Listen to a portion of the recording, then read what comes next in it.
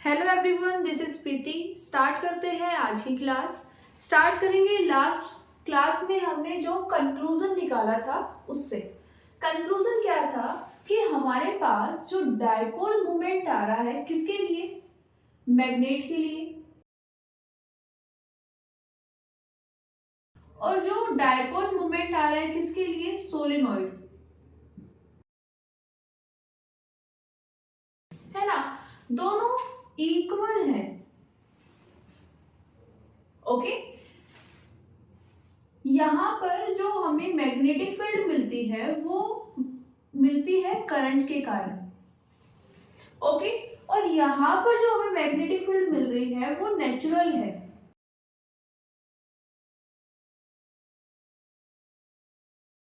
Okay, ये हमारे पास last conclusion था। ओके, अब यहाँ से हम एक अंडरस्टैंडिंग क्रिएट कर सकते हैं। कैसी अंडरस्टैंडिंग? इस क्वेश्चन का आंसर देने के लिए कि हमारे पास जो नेचुरली मिलने वाली मैग्नेट्स होती है ना, वो मैग्नेटिक फील्ड प्रोड्यूस क्यों करती है। हमारे पास तो बहुत सारे मटेरियल हैं, उनमें से सिर्फ कुछ ऐसे होते हैं जो नेचुरली मैग्नेट की तरह बिहेव करते हैं, है ना। उनके चारों ओर हमें क्या मिल जाती है, मैग्नेटिक फील्ड। तो इसका रीजन क्या है? ओके, उसके उस रीजन को हम यहां से समझ सकते हैं। कैसे? देखो, ऐसा भी तो हो सकता है ना कि हमारे पास जो मैग्नेट है उसमें जो मैग्नेटिक फील्ड हमें मिल रही है वो भी किसके कारण मिल रही हो, करंट के कारण। इसीलिए दोनों मैग्नेटिक डायपोल इक्वल आए हैं, है ना। एक बार सोचो, यहाँ पर जो मैग्नेटिक फील्ड आई थी वो किसके कारण आई थी, करंट के कारण। यहाँ पर ये मैग्नेटिक फील्ड हमें नहीं पता कैसे आई, है ना। ऐसा हो सकता है कि ये भी करंट के कारण आई हो, है ना। दोनों का सोर्स सेम है इसीलिए उनके डायपोल मोमेंट इक्वल है। यही ट्रू है। ओके, और ये पॉसिबल कैसे होता है? देखो, हमारे पास जो मैग्नेट है सिंपली मटेरियल की बनी हुई है, और मटेरियल में अगर हम फंडामेंटल्स पर चले जाएं, मतलब एटम पर चले जाएं, एटम में हमारे पास क्या क्या होंगे, इलेक्ट्रॉन्स होंगे, प्रोटॉन होंगे, न्यूट्रॉन होंगे, है ना। हमारे पास ये न्यूक्लियस आ जाएगा जिसमें हमारे पास प्रोटॉन्स होंगे और न्यूट्रॉन होंगे। इसके चारों ओर हमें ऑर्बिट्स मिल जाती हैं, है ना। सपोज ये हमारे पास क्या आ गया है, एटम। ओके, अब ये तो न्यूक्लियस है, ये जो ऑर्बिट्स है इसमें क्या होंगे हमारे पास, इलेक्ट्रॉन। सपोज फर्स्ट ऑर्बिट में कितने हैं, 2, सेकंड में कितने हैं, मान लेते हैं 4 है, और थर्ड में 6। ओके, अब ये इलेक्ट्रॉन्स क्या कर रहे हैं, इन ऑर्बिट में रोटेशन कर रहे हैं।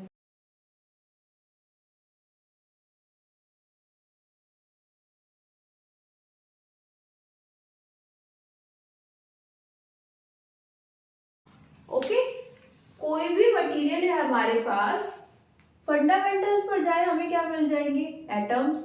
एटम्स में हमारे पास क्या होते हैं, एक तो देखो हमारे पास न्यूक्लियस होगा, उसके चारों ओर क्या होगी, ऑर्बिट, और उन ऑर्बिट्स में हमारे पास क्या होंगे, इलेक्ट्रॉन्स। हम कौन सा मटेरियल ले रहे हैं उस पर डिपेंड करता है कि उसके एटम में कितने इलेक्ट्रॉन्स आएंगे, है ना। जैसे हीलियम के पास 2 इलेक्ट्रॉन होते हैं, हाइड्रोजन में सिर्फ एक ही होता है ना। तो वहां से हमारे पास नंबर ऑफ इलेक्ट्रॉन्स आ जाएंगे। अभी ये मेन पॉइंट नहीं है, मेन पॉइंट ये है, ये सब इलेक्ट्रॉन्स रोटेट हो रहे हैं, और कहां पर, सर्कुलर पाथ में। जब इलेक्ट्रॉन्स का फ्लो होता है तो हम क्या बोलते हैं कि हमारे पास करंट आ गई है। यही डेफिनेशन पढ़ते हैं ना हम। थर्ड चैप्टर में हमने जो डेफिनेशन पढ़ी थी करंट की वो क्या थी, फ्लो ऑफ इलेक्ट्रॉन्स और flow of charge in a fix direction, in a specific direction. जितने भी इलेक्ट्रॉन्स हैं वो सब एक डायरेक्शन में जाने चाहिए। ओके, तो वहां से हमारे पास यहां पर रिलेट करें तो क्या आ जाएगी, हर ऑर्बिट में अगर इलेक्ट्रॉन फ्लो हो रहे हैं, इलेक्ट्रॉन सर्कुलर पाथ में मूव कर रहे हैं, दैट्स मीन सभी ऑर्बिट्स में करंट फ्लो हो रही है और इसी करंट के कारण हमें क्या मिल रही है, मैग्नेटिक फील्ड। ओके, डिफरेंस क्या है, यहां पर जैसे हम कोई भी सर्कुलर लूप ले लेते हैं या कोई सोलेनोइड ले लेते हैं, उसमें हम एक्सटर्नली कोई सोर्स अप्लाई करते हैं जिससे वहां पर करंट फ्लो हो पाए। सपोज हमने बैटरी लगा दी है ना, एक पूरा सर्किट रेडी कर दिया, किसके लिए, कि वहां पर जो हमारे पास सोलेनोइड है उसमें करंट फ्लो हो पाए। तो हम उसे सोर्स दे रहे हैं, हम उसमें करंट फ्लो करा रहे हैं। मैग्नेट्स में क्या हो रहा है, नेचुरली यहाँ पर अरेंजमेंट है, इलेक्ट्रॉन्स हमें मिलेंगे और वो मूव कर रहे होंगे तो हमें क्या मिल जाएगी, करंट। ओके, तो यहाँ पर सेम स्टेटमेंट मैंने लिख भी दिया है। मैग्नेट्स में हम जब मैग्नेटिक फील्ड की बात करते हैं उसका सोर्स भी कौन है, करंट। डिफरेंस क्या है कि हमारे पास ये करंट नेचुरली होती है ना, तो इसके कारण क्या मिल जाती है हमें, मैग्नेटिक फील्ड। अब नेक्स्ट क्वेश्चन क्या आ सकता है कि ये एटम्स में जो रिवॉल्विंग इलेक्ट्रॉन्स हैं ये तो हर मटेरियल में होते हैं, है ना। जैसे हम लकड़ी की बात करें वहां पर भी हमें मिल जाएंगे, हम प्लास्टिक की बात करें वहां पर भी मिल जाएंगे, लेकिन यहाँ पर तो हमें मतलब प्लास्टिक के केस में या लकड़ी के केस में तो हमें मैग्नेटिक फील्ड नहीं मिलती, है ना, वो तो मैग्नेट की तरह एक्ट नहीं करती। तो यहाँ से हमारे पास आता है डिस्ट्रीब्यूशन ऑफ मटेरियल्स, जो हम पढ़ते हैं डायामैग्नेटिक मटेरियल, पैरामैग्नेटिक मटेरियल और फेरोमैग्नेटिक मटेरियल। ओके, ये हम इसी चैप्टर में पढ़ेंगे, आज इस टॉपिक को डिस्कस नहीं करेंगे, बट हाँ इसी चैप्टर में डिस्कस करेंगे। वहां पर हम समझेंगे कि ये जो इलेक्ट्रॉन्स रिवॉल्व हो रहे हैं ना, ये जैसे मैंने यहाँ पर डायरेक्शन बनाई है, सबकी डायरेक्शन सेम नहीं होगी। ओके, अभी मैं ज्यादा कंफ्यूजन क्रिएट नहीं करूंगी, बस थोड़ा सा समझ सकते हो कि डायरेक्शंस डिफरेंट हो सकती है। सेम एटम की बात नहीं कर रही हूँ, मेरे पास सपोज एक मटेरियल में 10 एटम्स है, तो जरूरी तो नहीं कि जितने भी मेरे पास एटम्स हैं उन सब में जो इलेक्ट्रॉन्स हैं उन सब की सेम डायरेक्शन आए, डिफरेंट आ सकती है ना। तो किसी में ये जो मोशन है वो जीरो हो जाएगा, है ना, मतलब कोई करंट नहीं मिल पाएगी, तो वहां पर हमें मैग्नेटिक बिहेवियर देखने को नहीं मिलेगा। तो ये सब कुछ रीजन रहते हैं, ओके, जो हम डिस्कस करेंगे, okay, may be in the next class. इसके बाद हम बात कर लेते हैं टॉर्क की। डायपोल मोमेंट तो हम देख चुके हैं लास्ट वीडियो में, ओके। नेक्स्ट टॉपिक है हमारे पास torque and potential energy.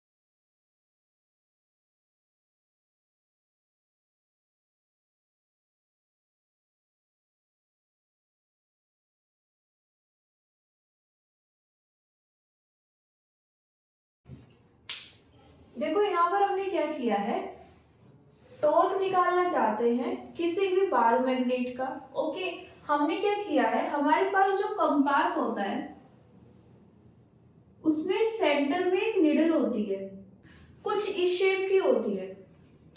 Okay, और ये निडल मैग्नेट की बनी होती है। ओके, तो हमने क्या किया, हमने कोई मैग्नेट नहीं ली, इस निडल को ही यूज कर लिया और एज्यूम किया है कि इसका डायपोल मोमेंट कितना है, स्मॉल है। ओके, अब क्या करते हैं, इस निडल को एक्सटर्नल मैग्नेटिक फील्ड में रखा है। यहाँ पर ये magnetic field uniform magnetic field है। एक्सटर्नल मतलब इसका सोर्स हमें नहीं पता है क्या रहा होगा, है ना। हमने सिंपली एक मैग्नेटिक फील्ड को यूज किया है। मैग्नीट्यूड कितना है उसका, b, और ये डायरेक्शन है, निडल इससे थीटा एंगल पर रखी हुई है। ओके, और जब हम इस तरह की लाइंस बनाते हैं उसका सीधा सा मतलब होता है कि ये मैग्नेटिक फील्ड हमारे पास कैसी है, एक्सटर्नल तो है लेकिन यूनिफॉर्म भी है। ओके, बात करें इस निडल के मैग्नेटिक डायपोल मोमेंट की, तो मैग्नीट्यूड तो हमने बोल दिया कितना है, स्मॉल है। इनके बीच में कैसे आ जाएगी, एक पोल नॉर्थ पोल की तरह एक्ट करेगा, एक पोल साउथ पोल, तो डायरेक्शन कैसे आ जाएगी, साउथ से नॉर्थ। सपोज हम क्या मान रहे हैं, ये हमारे पास साउथ है, ओके, और ये हमारे पास नॉर्थ।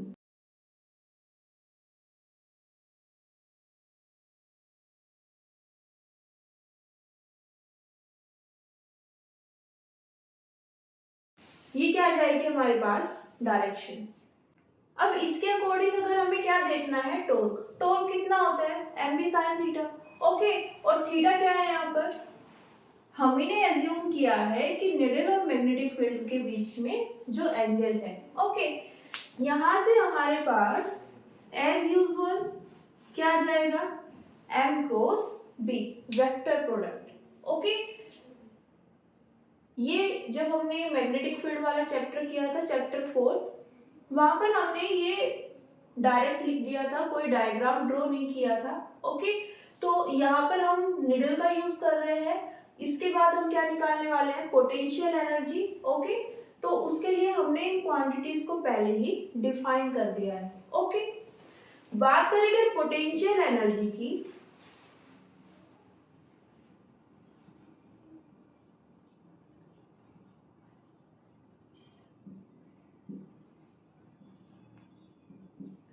U से डिनोट करते हैं और ये हमारे पास आ जाती है टाउ डी थीटा। ओके, देखो हुआ क्या, यहाँ पर अगर बात करें इसकी, पोटेंशियल एनर्जी इक्वल होती है किसके,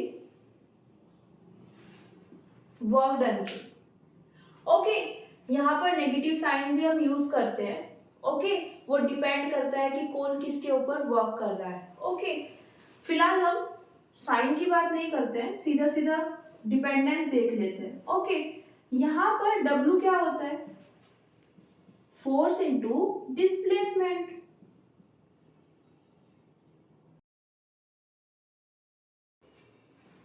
ओके, अब यहाँ पर हमारे पास फोर्स कैसा है, रोटेशनल, तो हम क्या यूज करेंगे, टाउ। डिस्प्लेसमेंट कैसा है, वो भी रोटेशनल है। एंगुलर, तो हम यहाँ पर क्या यूज करेंगे, एंगुलर डिस्प्लेसमेंट। ओके,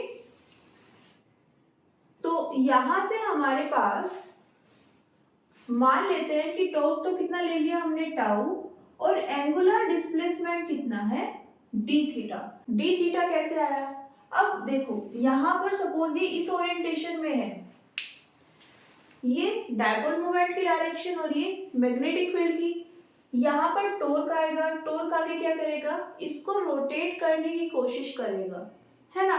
मान लेते हैं कि ये इनिशियल पोजीशन से डी थीटा एंगल पर है। ओके, इनिशियली कहाँ पर था, ये थीटा पर। हम जिस टाइम इसको मेजर कर रहे हैं, इस पूरी कैलकुलेशन को कर रहे हैं, उस वक्त इसने कितना डिस्प्लेसमेंट किया है, डी थीटा। देखो डी थीटा ऐसा नहीं है कि वहां पर तुम, बेसिकली क्या होता है, सपोज यहाँ पर पहले कितना एंगल था 30, अभी कितना हो गया है 60, तो कितने का चेंज आया 60 माइनस 30 डिग्री। तो ये जो चेंज हुआ है इसको हम क्या बोलते हैं, एंगुलर डिस्प्लेसमेंट। ओके, तो क्योंकि टॉर्क इसको रोटेट कराएगा, है ना, अब वो रोटेट करा रहा है तभी हम क्या कर रहे हैं, ये कैलकुलेशन कर रहे हैं। तो वहां पर हमने एक पोजीशन को, एक टाइम को कंसीडर कर लिया है कि जिस मोमेंट पर हम ये कैलकुलेशन कर रहे हैं डिस्प्लेसमेंट कितना है, डी थीटा। ओके, अब यहां पर हमारे पास टाउ की क्या वैल्यू होती है, M B sine theta. Okay, D theta को रखेंगे, साथ में क्या ले रहे हैं, इंटीग्रेशन। हमने यहाँ पर डी थीटा लिया है, मतलब छोटा सा चेंज। टॉर्क कब तक अप्लाई होगा, एम और बी के बीच में जीरो एंगल नहीं आ जाता, है ना, तब तक ये क्या करता रहेगा, रोटेट करता रहेगा, रोटेट करता रहेगा, तो यहाँ पर एंगुलर डिस्प्लेसमेंट चेंज होता रहेगा। ओके, तो हम क्या कर रहे हैं, इंटीग्रेशन, उसमें जितने भी पोजीशन चेंज हुई है वो सब यहाँ पर ऐड हो जाएंगी। ओके, इंटीग्रेट कर लेते हैं इसको, u इक्वल्स टू, m तो सेम रहेगा, m की वैल्यू तो चेंज नहीं हो रही है ना, मैग्नेटिक फील्ड भी सेम रहेगी, साइन थीटा के साथ थीटा आ रहा है ना, और थीटा ही कहां पर है, डिस्प्लेसमेंट में, तो ये यहां पर चेंज हो जाएगा। इसका इंटीग्रेशन क्या होता है, माइनस कोस थीटा। ओके, तो इसको क्या लिख सकते हैं, u equals to minus M B cos theta. Okay, इसको हम यूज कर सकते हैं स्केलर प्रोडक्ट को इस फॉर्म में लिखने के लिए।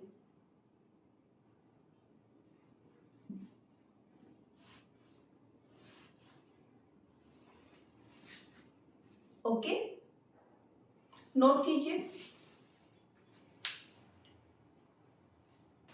अब हमारे पास यहाँ पर दो फॉर्मूला आ गए हैं, पहला है एम बी साइन थीटा और दूसरा u equals to minus M B.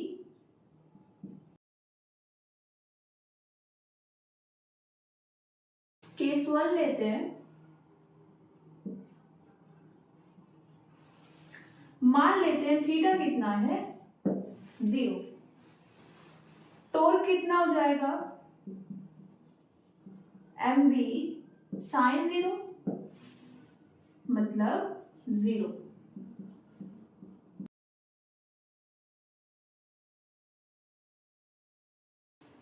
Torque 0 होने का मतलब क्या है कि अब ये निडल रोटेट नहीं होगी। ओके, ये किस ओरिएंटेशन में आ चुकी है,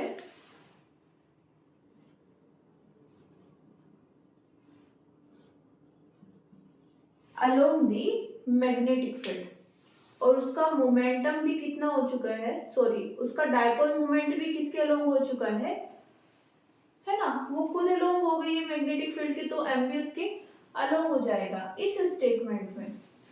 अब यहाँ पर हम क्या बोल सकते हैं,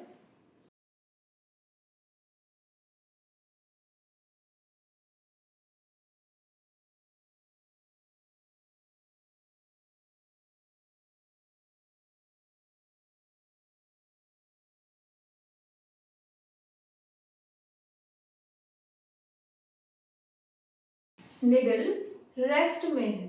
ओके, नेक्स्ट क्या कर लेते हैं, u फाइंड करते हैं, u equals to minus M B cos theta कितना है 0, ये कितना आ जाएगा u equals to minus M B.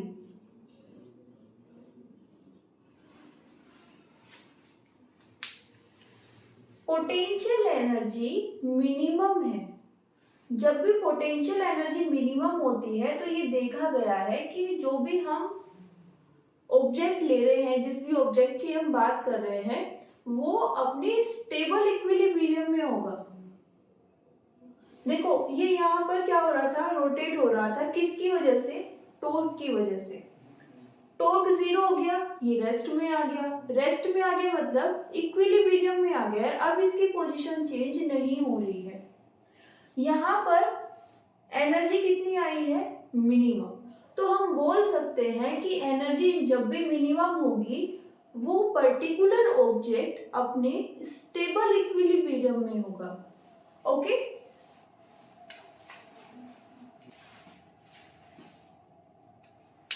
Okay, next क्या करते हैं, केस नंबर 2 ले लेते हैं। यहां पर थीटा लेंगे 180। ओके, टॉर्क निकाले कितना आएगा, अगेन जीरो आ जाएगा। क्यों, क्योंकि जो साइन 180 होता है उसकी वैल्यू भी जीरो आती है। ओके, तो ये भी कैसी स्टेट होगी, रेस्ट वाली है ना। अभी भी क्या हो गया है, टॉर्क जीरो हो गया है।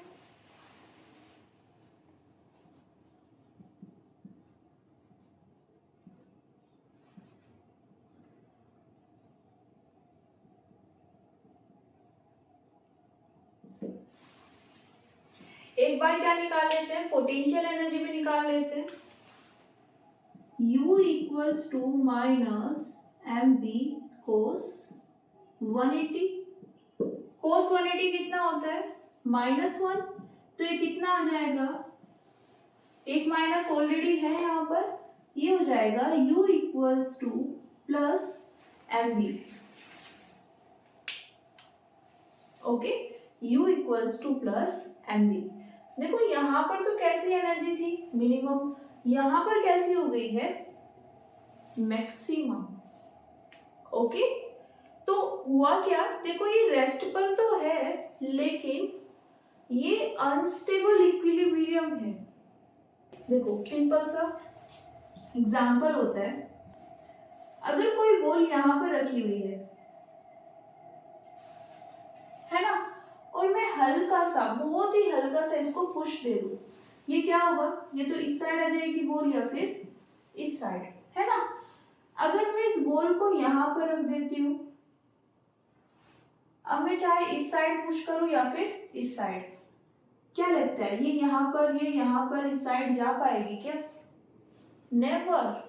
तो ये होता है हमारे पास स्टेबल इक्विलिब्रियम। मतलब अगर आप उस स्टेट में जो भी अरेंजमेंट है उसको थोड़ा सा डिस्टर्ब करोगे ना तो भी वहां पर कोई फर्क नहीं पड़ेगा। ये होता है अनस्टेबल इक्विलिब्रियम।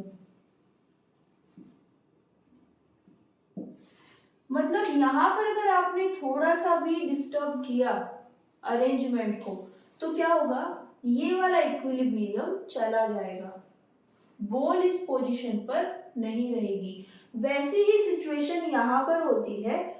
इस केस में तो क्या है, हमारे पास जो निडल है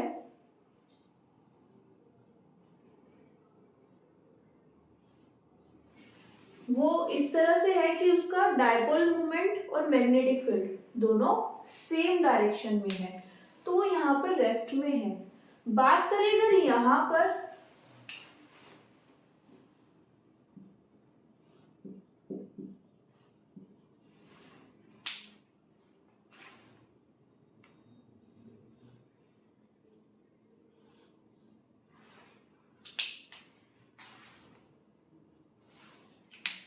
तो देखो ये दोनों एक दूसरे के पैरेलल तो अभी भी हैं लेकिन ऑपोजिट डायरेक्शन में।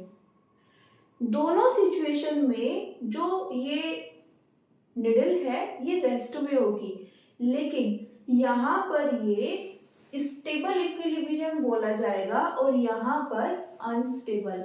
क्यों? अगर आपने इसको थोड़ा भी डिस्टर्ब किया, इसका एंगल थोड़ा भी कम या ज्यादा हुआ 180 से, तो ये डिस्टर्ब हो जाएगा और यहाँ पर क्या आ जाएगा, फिर से टॉर्क आ जाएगा। ओके, यहाँ का इक्विलिब्रियम ज्यादा टाइम नहीं रुक पाएगा। और देखा क्या गया है कि जब भी हमारे पास स्टेबल इक्विलिब्रियम आता है, पोटेंशियल एनर्जी कैसी रहती है, हमेशा मिनिमम, और अनस्टेबल इक्विलिब्रियम में हमेशा मैक्सिमम। ओके, कुछ को यहाँ पर डाउट हो सकता है कि अगर हम 90 ले दें तो 90 भी ले लेते हैं, इसको नोट कर लीजिए पहले।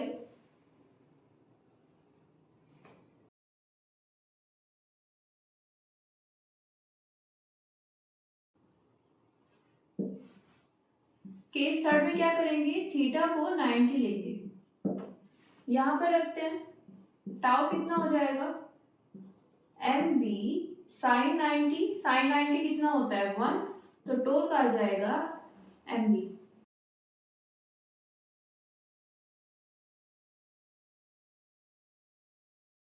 ओके, और ये मैक्सिमम टॉर्क होता है।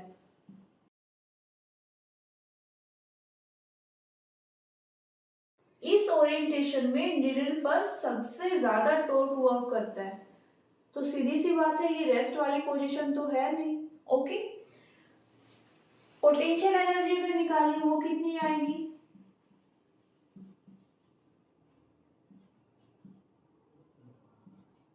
कोस 90, कोस 90 कितना होता है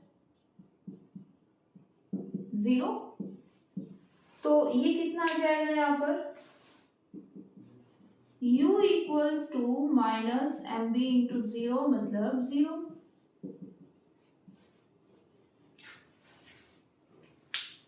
ओके, थीटा कितना था 0, तो पोटेंशियल एनर्जी कितनी थी मिनिमम, थीटा कितना हुआ 90, तो पोटेंशियल एनर्जी कितनी हो गई 0। ओके, वैल्यू लिख लेते हैं, और जब थीटा कितना हुआ 180, यहां पर हमारे पास पोटेंशियल एनर्जी कितनी आती है मैक्सिमम। ओके,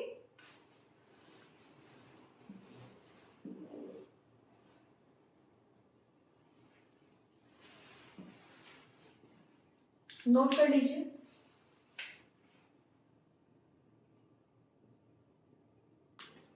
नेक्स्ट है हमारे पास डायपोल एनालॉजी। डायपोल एनालॉजी हमने थोड़ा सा आइडिया लास्ट चैप्टर में भी लिया था। हम क्या करते हैं, बेसिकली कुछ रिप्लेसमेंट करते हैं, है ना।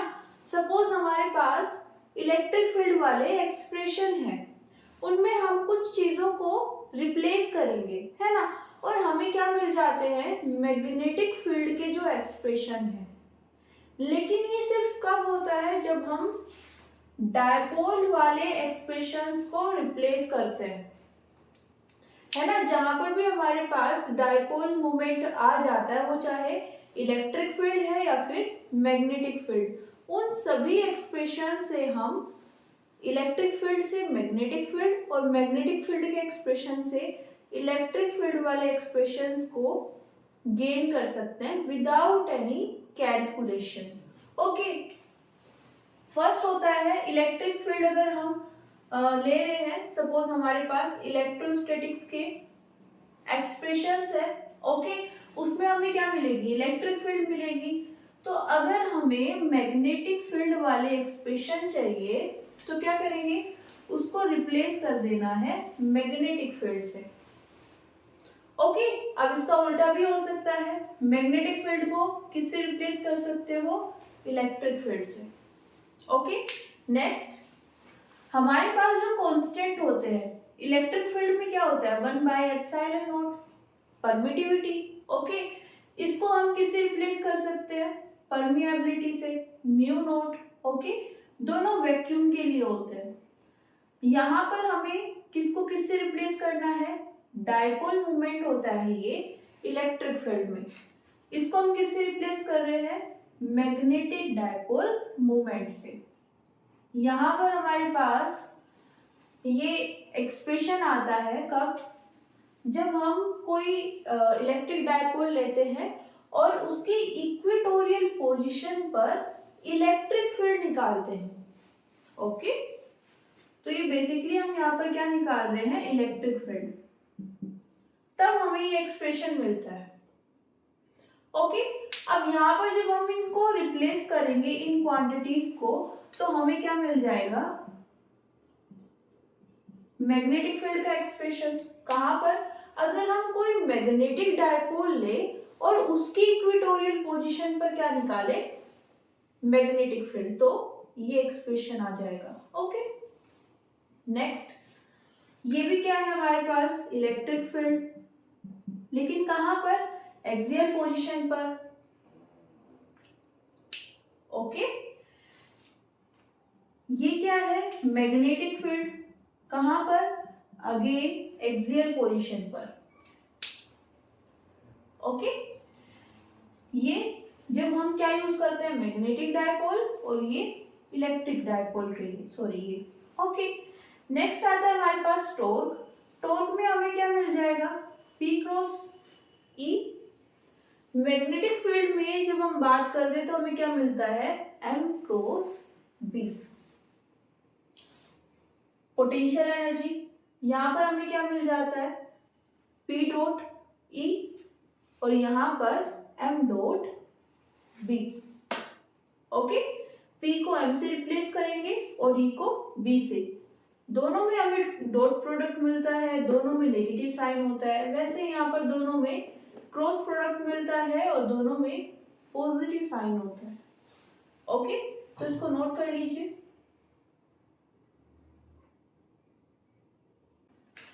नेक्स्ट हम बात कर लेते हैं किसकी, मैग्नेटिक फ्लक्स।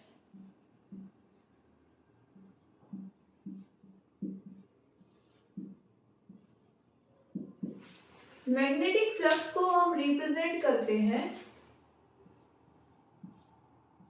फाई बी से। ओके,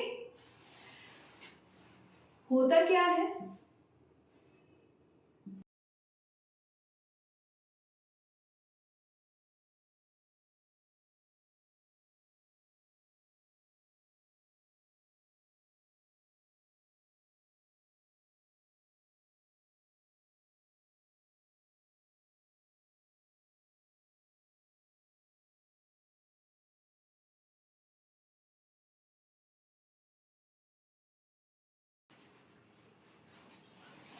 मान लेते हैं ये मेरे पास एक रीजन है। ओके, यहाँ पर मैग्नेटिक फील्ड B है और इसका टोटल एरिया है A। ओके, तो मैग्नेटिक फ्लक्स हमें क्या बताएगा कि इस A रीजन से, जिसका सरफेस एरिया कितना है A, इस सरफेस एरिया से कितनी मैग्नेटिक फील्ड हमें मिल रही है।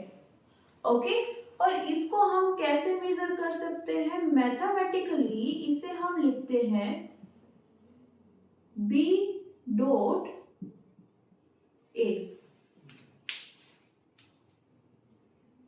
ओके, तो सीधी सी बात है, ये क्या है हमारे पास, एक स्केलर क्वांटिटी है, क्योंकि ये क्या है, स्केलर प्रोडक्ट। स्केलर प्रोडक्ट से हमें कैसी क्वांटिटी मिलती है, स्केलर, जिसकी कोई डायरेक्शन नहीं होती। ओके,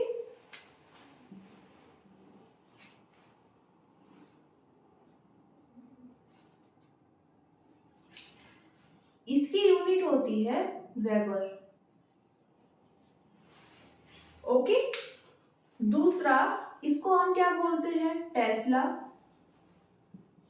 और ये क्या है, मीटर स्क्वायर। ओके, तो ये दोनों एसआई यूनिट होती है मैग्नेटिक फ्लक्स के लिए। वेबर भी यूज कर सकते हैं डायरेक्टली, और अगर फॉर्मूला के अकॉर्डिंग यूज करना चाहते हैं तो टेस्ला मीटर स्क्वायर। ओके, अब एक और डेफिनेशन आती है इसकी, मैग्नेटिक फील्ड लाइंस की फॉर्म में। ओके, उसे भी लिख लेते हैं एक बार।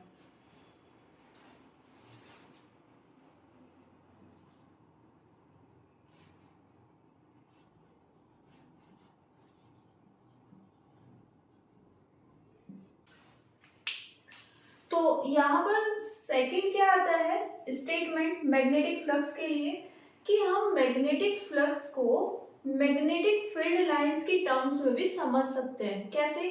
सपोज ये मेरे पास रीजन है ए और मैं जानना चाहती हूँ कि यहाँ से कितनी नंबर ऑफ लाइंस पास हो रही हैं।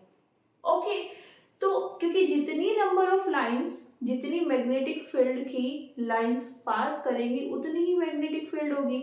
तो मैग्नेटिक फ्लक्स हमें ये भी बताता है कि किस पर्टिकुलर रीजन से कितनी मैग्नेटिक फील्ड लाइंस क्रॉस कर रही है। ओके, देखो यहाँ पर एक समझने वाली बात क्या है, ये हमें ये नहीं बताएंगे कि इतनी मैग्नेटिक फील्ड लाइंस क्रॉस कर रही है, 5 लाइंस, 10 लाइंस, 20 लाइंस। ओके, ये हम डायग्राम से समझ सकते हैं। ओके, यहाँ पर मैग्नेटिक फ्लक्स की हेल्प से हम कैसे जानते हैं? सपोज मेरे पास कंपैरिजन आता है। ओके, मेरे पास दो डिफरेंट रीजन है, एक का मैग्नेटिक फ्लक्स ज्यादा है और एक का कम है। जिसका ज्यादा होगा उसमें मैग्नेटिक जो फील्ड है वो ज्यादा नहीं होगी, मतलब मैग्नेटिक फील्ड लाइंस भी ज्यादा होगी। तो इस स्टेटमेंट को हम यूज करते हैं मैग्नेटिक फ्लक्स को समझने के लिए, लेकिन कैसे समझना है? कंपैरेटिवली, कंपैरिजन के केस में, है ना। जिसका ज्यादा फ्लक्स है वहां से हमें ज्यादा मैग्नेटिक फील्ड लाइंस मिल रही हैं या उस पर्टिकुलर रीजन से ज्यादा मैग्नेटिक फील्ड लाइंस पास हो रही हैं। ओके, ये हमें एग्जैक्टली नंबर नहीं बताएंगे। ओके, और ये वाला स्टेटमेंट तो है, इससे हमें एग्जैक्टली पता चल जाता है कि मैग्नेटिक फ्लक्स ज्यादा तो है पर कितना ज्यादा है, कम है लेकिन कितना कम है। कैसे निकाल सकते हैं? बी डॉट ए, और इसको अगर ओपन करें तो क्या मिल जाएगा? बी ए कोस थीटा। ओके, इसको नोट कर लीजिए।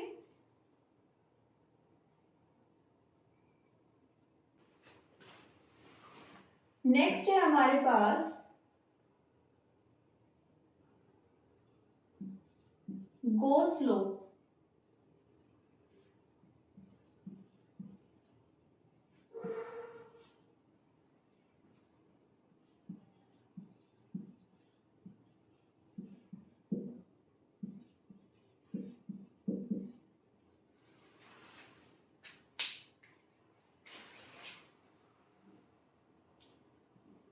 एक गोस लॉ हमने कहां पर पढ़ा है?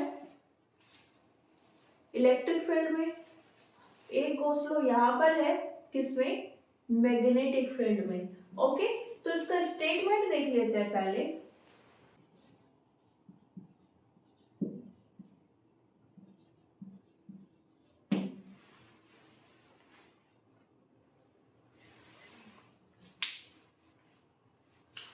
तो हमारे पास इसका स्टेटमेंट क्या आता है? अगर हमारे पास कोई क्लोज्ड सरफेस है, ओके, और हम यहाँ पर किसकी बात कर रहे हैं? मैग्नेटिक फ्लक्स की। हम उस क्लोज्ड सरफेस का कितना टोटल मैग्नेटिक फ्लक्स है अगर वो फाइंड करें तो कितना आएगा? 0।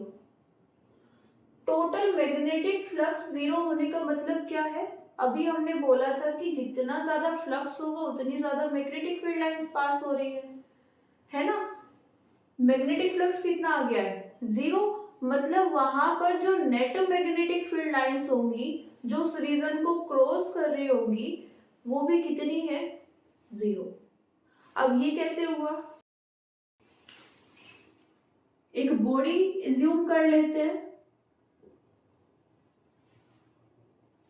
ओके,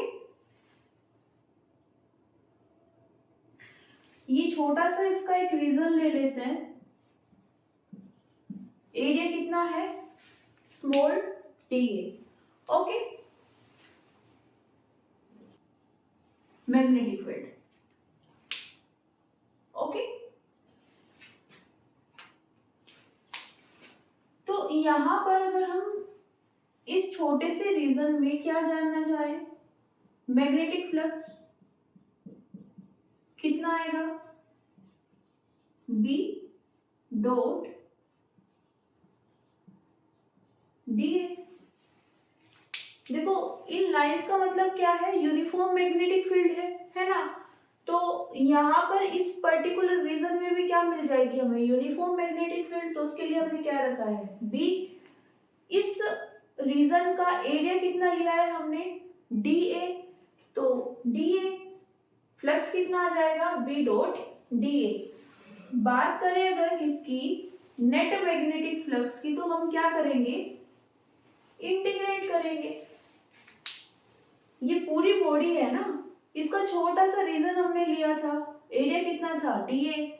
हमें क्या चाहिए, नेट मैग्नेटिक फ्लक्स। तो क्या करेंगे, इसी तरह के बहुत सारे छोटे छोटे क्या लेंगे, एरिया लेंगे, रीजन लेंगे, उन सबको ऐड कर देंगे। अब यहाँ पर पूरी बॉडी की बात कर रहे हैं, पूरे एरिया को लेना है हमें, तो क्या करेंगे, ऐड करने के लिए इंटीग्रेशन। ओके, तो ये हमारे पास क्या आ जाएगा, नेट फ्लक्स। और इस स्टेटमेंट के अकॉर्डिंग ये कितना होता है, 0। Okay,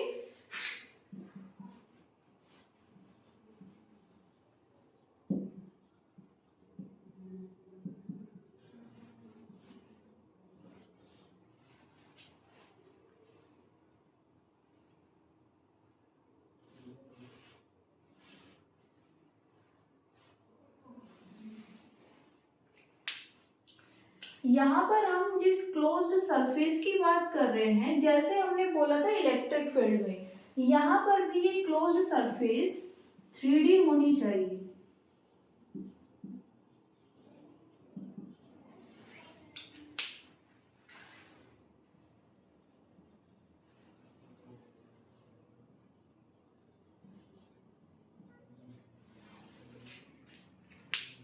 okay,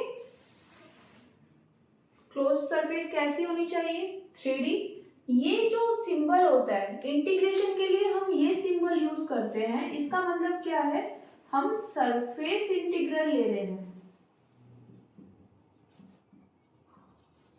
surface integral. Okay, मतलब हम सरफेस के अलोंग इंटीग्रेशन कर रहे हैं। नोट कर लीजिए इसको। देखो जरा एक बार, यहाँ पर जब हमने बोला कि क्लोज सरफेस होनी चाहिए और वो भी कैसी, 3D, तो 3D का मतलब क्या होता है, मतलब जैसे हमारे पास स्फेरिकल शेप होती है ना, एक स्फेयर या फिर सिलेंडर। ओके, ये कैसी शेप आ जाती है, 3D। ओके, दूसरा जो इन्होंने इस स्टेटमेंट में बोला है वो पॉसिबल कैसे है, वो एक बार देख लेते हैं। देखो, कभी भी अगर हम किसी मैग्नेट की बात कर रहे हैं, है ना, मैग्नेटिज्म की बात कर रहे हैं, वहां पर चाहे प्रॉपर हमने करंट फ्लो कराई है जैसे सोलेनोइड, ओके, वहां पर हमें क्या मिल जाएगी, मैग्नेटिक फील्ड, या फिर नेचुरली हमारे पास क्या है, मैग्नेट। दोनों ही केसेस में जो मैग्नेटिक फील्ड लाइंस होती हैं वो क्या बनाती हैं, क्लोज लूप। सपोज मैंने एक इस तरह से रीजन लिया है और इसमें ये मेरे पास कुछ लाइंस है ना, ये एक पूरा पैटर्न था मैग्नेटिक फील्ड का। मैंने सिर्फ छोटा सा ये वाला रीजन लिया है ना। इस रीजन में क्या है,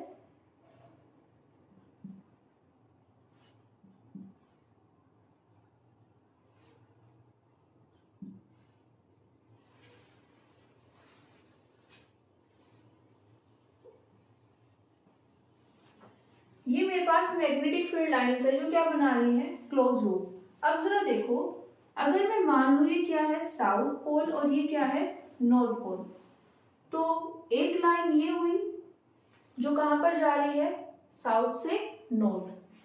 बता सकते हो ये कौन सी लाइन है, डायरेक्शन क्या होगी, नॉर्थ से साउथ, दोनों की ऑपोजिट डायरेक्शन हो गई। ये वाली नॉर्थ से साउथ और ये वाली साउथ से नॉर्थ, अगेन क्या हो गई, ऑपोजिट। ये वाली भी क्या हो गई, ऑपोजिट। इन तीनों को हम बोल सकते हैं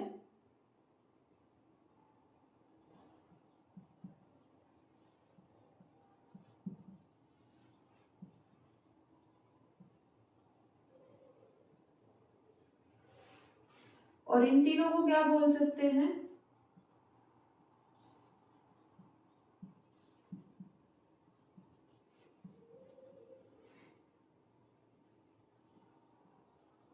किस रीजन की बात कर रहे हैं? साउथ से नॉर्थ पोल तक का जो हमारे पास रीजन है। ओके, टोटल कितनी मैग्नेटिक फील्ड लाइंस हमारे पास बची? इनकी डायरेक्शन इस साइड, इनकी डायरेक्शन इस साइड, तो नेट मैग्नेटिक फील्ड लाइन 0।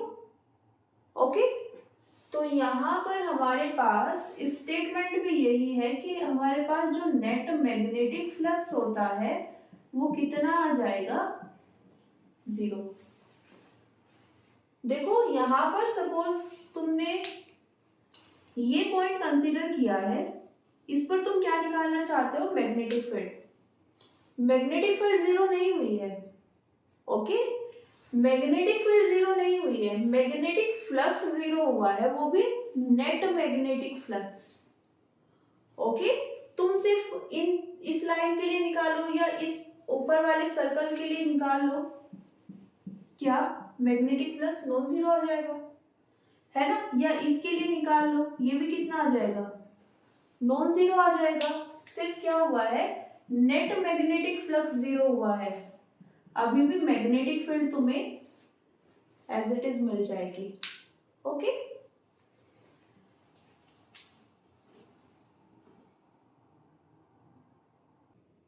तो आज के लिए इतना ही, मिलते हैं नेक्स्ट क्लास में। Thank you everyone, see you soon.